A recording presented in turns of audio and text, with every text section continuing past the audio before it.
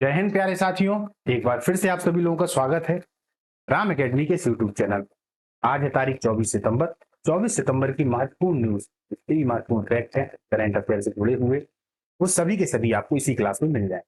जो लोग टेलीग्राम से नहीं जुड़े हैं वो लोग टेलीग्राम से जरूर जुड़ जाए। इसका जो महत्वपूर्ण पीडीएफ है वो आपको टेलीग्राम पर ही मिलेगा। चलिए देख लेते हैं आज के हमारे जो प्रश्न है। सबसे पहले अंतरराष्ट्रीय सांकेतिक भाषा दिवस कब मनाया जाता है या कब मनाया गया? सीआईएसएफ के नए महानिदेशक कौन नियुक्त हुए? इंपॉर्टेंट है, पूछा जाता है। हाल ही में किस प्रसिद्ध एम्पायर का निधन हुआ है? 69वां बैलन डी और समारोह कहां आयोजित हुआ? क्विंटन डी कॉक ने क्या निर्णय लिया है? त्रिपुरी सुंदरी मंदिर का उद्घाटन किसने किया? इसराइल ने किस मिसाइल रोधी प्रणाली का सफल परीक्षण किया है? वंदना गुप्ता को कौन सा पदभार मिला है? लीड्स 2025 पहल किसने शुरू की? पटना हाईकोर्ट के नए मुख्य न्यायाधीश कौन बने? अंत में एमसीक्यू हर बार की तरह शुरुआत के जो आंसर हैं उसके मैं बताता हूँ, लास्ट के जो प्रश्न होते हैं उनके आपको बताए चलते हैं। अंतरराष्ट्रीय सांकेतिक भाषा दिवस कब मनाया? दोस्तों इसका जो उत्तर है वो है 23 सितंबर 2025। यह दिवस संयुक्त राष्ट्र के द्वारा घोषित है। इसका उद्देश्य बाधित समुदाय के अधिकारों को मान्यता देना। बाधित का मतलब होता है जो सुन नहीं सकते, ठीक है, या सुनने में और थोड़ा देखने में भी उन्हें समस्याएं होती।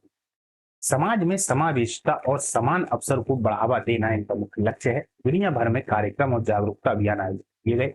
यह दिन मानव अधिकार और सांस्कृतिक विविधता को भी रेखांकित करता है कि हम सब समान हैं। ऐसा नहीं है कि किसी के शरीर में कोई कुछ कमी है तो हम उसको अलग समझें। इस तरीके से यह दिन मानव अधिकारों और सांस्कृतिक विविधताओं को भी रेखांकित करता है। आगे चलते हैं। सीआईएसएफ के नए महानिदेशक कौन नियुक्त हुए हैं? तो प्रवीण कुमार या प्रवीण कुमार भी आपको देखने को मिलेगा। प्रवीण कुमार ने हाल ही में पदभार संभाला है। यह नियुक्ति केंद्रीय औद्योगिक सुरक्षा बल सीआईएसएफ में नई ऊर्जा लाएगी। सुरक्षा बलों में नेतृत्व परिवर्तन का यह महत्वपूर्ण उदाहरण है। सीआईएसएफ देश की औद्योगिक इकाइयों और हवाई अड्डों की सुरक्षा करता है। आप लोग भी जो भर्ती देखते हैं दे रहे हैं उसमें सीआईएसएफ आप लोग की मन में रहता होगा कि ये सीआईएसएफ मिल जाए, क्योंकि कहीं ना कहीं इनकी जो ड्यूटी है वो कहाँ पर लगाई जाती है, जैसे मॉल हो गए या बड़े बड़े उद्योग हो गए, इंडस्ट्री हो गई, यहाँ पर थोड़ा खतरा कम होता है। तो सीआईएसएफ अधिकतम जो युवा है उनकी पहली पसंद होती है। चलिए देखते हैं उनकी नियुक्ति से सुरक्षा व्यवस्था और मजबूत होने की उम्मीद है। इसकी जो स्थापना है दोस्तों वो कब की गई थी? तो 1969 में की गई है, 10 मार्च 1969। इसका जो मुख्य मुख्यालय है वो नई दिल्ली में है। थोड़ा कार्य देखें तो औद्योगिक इकाइयां, हवाई अड्डों, मेट्रो व अन्य जो महत्वपूर्ण प्रतिष्ठान है उनकी सुरक्षा करना इनका प्रमुख दायित्व हुआ करता है। हाल ही में किस प्रसिद्ध एम्पायर का निधन हुआ है? ये प्रश्न इंपॉर्टेंट है दोस्तों, क्रिकेट जगत को लेकर भी और कहीं ना कहीं स्पोर्ट्स से संबंधित है, पूछे जाने की संभावना है। इनका नाम है Harold Dickie Bird. Dickie Bird अंतरराष्ट्रीय क्रिकेट के एक जाने माने एम्पायर थे। वे अपनी निष्पक्षता और अनुभव के लिए प्रसिद्ध है। खिलाड़ियों और दर्शकों दोनों का उन पर गहरा विश्वास था। उनके करियर ने क्रिकेट एम्पायरिंग को नई पहचान दी। उनके निधन से खेल जगत में शोक की लहर दौड़ रही। इनका पूरा नाम देखें तो हेराल्ड डिकी वर्ल्ड ही है। जन्म 19 अप्रैल 1933 इंग्लैंड में हुआ। देश अगर देखा जाए तो इंग्लैंड से संबंध रखते थे। पहचान दुनिया के सबसे मशहूर और सम्मानित क्रिकेट अंपायरों में से एक थे।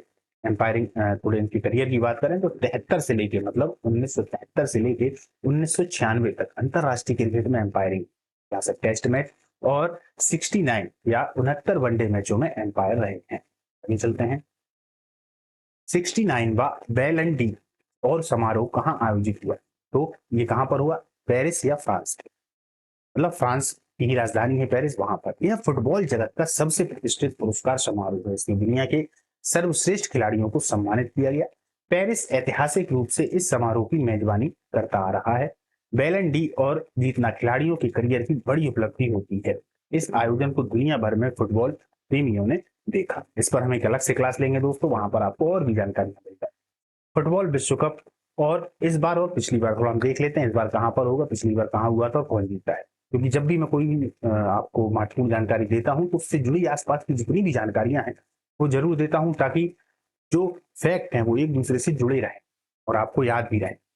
इस बार कहां होगा? तो ये 2026 में फीफा वर्ल्ड कप संयुक्त रूप से संयुक्त राज्य अमेरिका, यूएसए, कनाडा और मैक्सिको में होगा।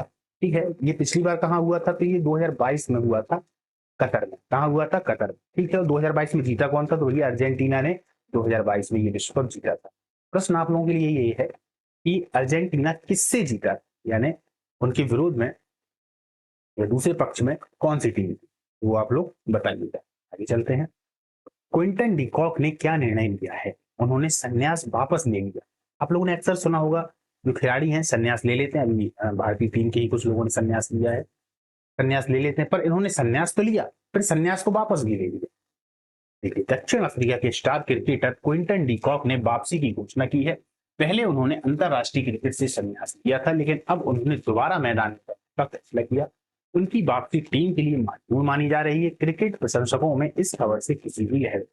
अब इस बात को यहाँ पर समझिएगा दोस्तों कि देखिए, संन्यास के क्वेश्चन तो अक्सर पूछे ही जाते हैं, लेकिन जब ये संन्यास को वापस लेने से संबंधित, तो अभी फिलहाल में इस साल में अगर देखा जाए तो बहुत ही कम ऐसे हैं, खासतौर पर अभी तक इन्हीं का नाम सुना है, क्विंटन डिकॉक का। तो इनसे पूछे जाने की संभावना ज्यादा है, मतलब इनसे जो प्रश्न है वो पूछा जा सकता है, क्योंकि संन्यास तो ले ही चुके हैं 2 से 3 लोग, अभी अपन ने पिछली क्लासों में देखा था, पर इन्होंने संन्यास लेने के बाद उसको वापस लिया है, इसलिए ये इंपॉर्टेंट खबर है। चलते हैं।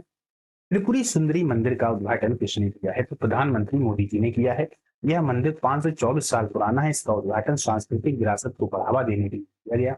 मंदिर धार्मिक और ऐतिहासिक दृष्टि से महत्वपूर्ण है। उद्घाटन से पर्यटन और आस्था दोनों को बढ़ाया। यह भारत की प्राचीन परंपराओं का प्रतीक है। मंदिर त्रिपुरा राज्य के गोमती जिले के उदयपुर शहर में स्थित है। अगरतला सबरू मार्ग पर उदयपुर से लगभग 3 किलोमीटर की दूरी पर है। यह एक प्रमुख शक्तिपीठ है और धार्मिक पर्यटन स्थल भी है। जैसा कि हम जानते हैं 51 शक्तिपीठों में से एक महत्वपूर्ण शक्तिपीठ है, और इस समय नवरात्रा का समय है और नवरात्रि चल ही रही है। इसी समय पर मोदी जी यहाँ पर गए थे और इसका उद्घाटन। चलते हैं। इजराइल ने किस रक्षा प्रणाली का सफल परीक्षण किया है? आयरन बीम लेजर मिसाइल रोधी प्रणाली। यह दुनिया की उन्नत रक्षा तकनीकों में से एक है। यह मिसाइलों और ड्रोनों को हवा में ही नष्ट कर सकती है। पारंपरिक रॉकेट सिस्टम की तुलना में यह किफायती है। इजराइल ने इसे भविष्य की सुरक्षा जरूरतों को ध्यान में रखकर बनाया है। इसका सफल परीक्षण वैश्विक सुरक्षा में अहम कदम माना जा रहा है।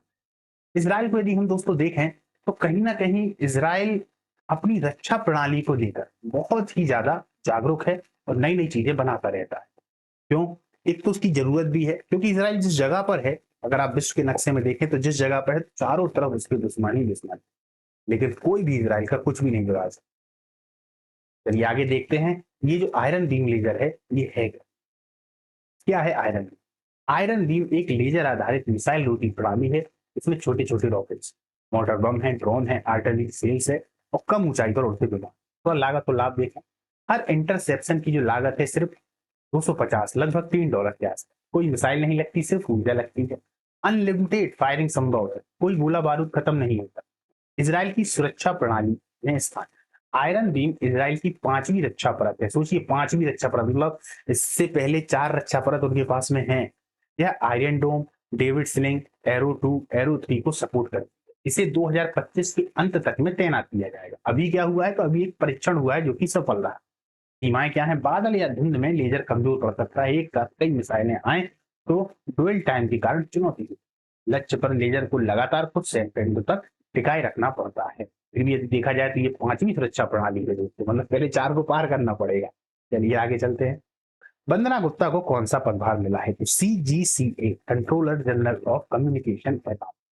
यह पद दूरसंचार मंत्रालय से संबंधित है। इसमें वित्तीय लेखांकन और प्रशासनिक कार्य शामिल है। वंदना गुप्ता का चयन उनकी विशेषज्ञता को दर्शाता है। उनके नेतृत्व में विभागीय कामकाज में सुधार की उम्मीद है। यह पदभार महिलाओं के बढ़ते योगदान का भी प्रतीक है। लीड्स 2025 पहल किसने शुरू की? ये पीयूष गोयल जी ने की है। लीड्स का उद्देश्य भारत की लॉजिस्टिक परफॉर्मेंस को सुधारना है। यह पहल प्रतिस्पर्धा और निवेश को प्रोत्साहित करेगी। निवेश का मतलब तो आप लोग जानते ही होंगे।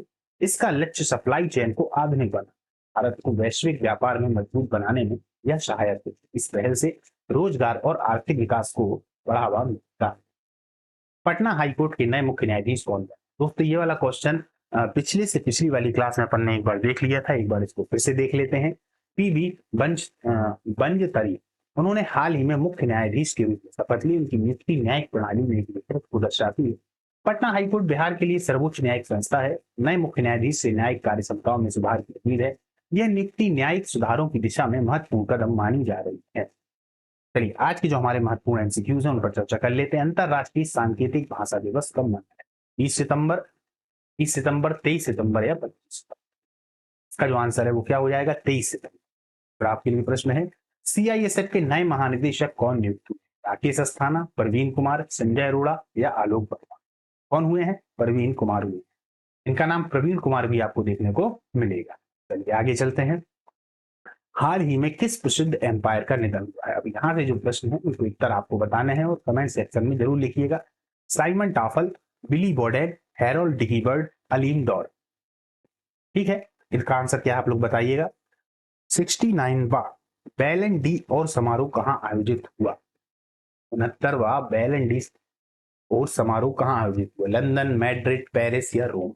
चलिए आगे का जो प्रश्न है, क्विंटन डी कॉक ने हाल ही में क्या निर्णय लिया? कोचिंग शुरू की है, संन्यास वापस लिया है, आईपीएल से बाहर हो गए हैं या कप्तानी छोड़ है?